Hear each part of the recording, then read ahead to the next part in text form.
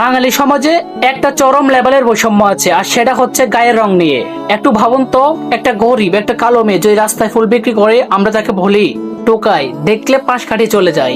কিন্তু ঠিক একই কাজ যদি একটা সুন্দর ফর্সা মেয়ে করে, তখন আহা ফুল বিক্রি করছে, আরেকটা ফুল কি মিষ্টি লাগছে, চল সাহায্য করি। এটা কি শুধু পার্থক্য, না এটা অন্যায়? সম্প্রতি আমরা দেখলাম একজন সুন্দর চেহারা গরিব মেয়ে ফুল বিক্রি করছিল, তাকে দেখে অনেকে মুগ্ধ হলো, এমনকি একজন তার পড়ালেখার দায়িত্ব নিয়েছিল। নিঃসন্দেহে এটা একটি ভালো কাজ, কিন্তু আমার প্রশ্ন রয়ে যায়, শুধু সুন্দর বলে, শুধু ফর্সা বলে, তাহলে সেই হাজারো কালো অসহায় গরিব মেয়েরা যারা প্রতিদিন রোদে ফুরে কষ্ট করে বেঁচে আছে, তাদের জন্য কেউ দাঁড়ায় না কেন? তাদের স্বপ্ন কি ছোট? তাদের কষ্ট কি কম? নাকি তাদের মানুষ হিসেবে আমরা মনে করি না? সত্যটা হলো, আমরা মানুষকে মানুষ হিসেবে দেখি না, আমরা দেখি তার রং, তার চেহারা। আর এই চিন্তাটাই আমাদের সমাজকে ভিতর থেকে নষ্ট করছে। সময় এসেছে আমাদের মানসিকতাকে বদলানোর। মানুষকে তার রং দিয়ে নয়, তার অবস্থান দিয়ে নয়, তার সৌন্দর্য দিয়ে নয়, মানুষকে মানুষ হিসেবে দেখতে হবে। মনে রাখবেন, আল্লাহ মানুষের চেহারা দেখেন না, দেখেন তার অন্তর, তার আমল। আর যদি আমরা বদলাই, তাহলে বদলাবে সমাজ।